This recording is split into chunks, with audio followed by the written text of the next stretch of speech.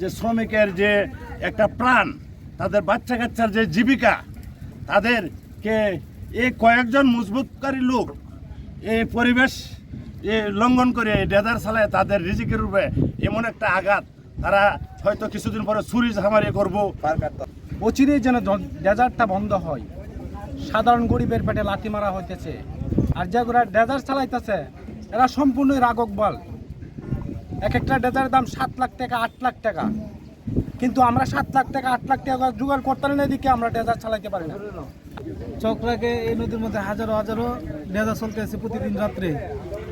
ঘর বাড়ির ভেঙে নেওয়ার পথের দিকে চলে যাচ্ছে।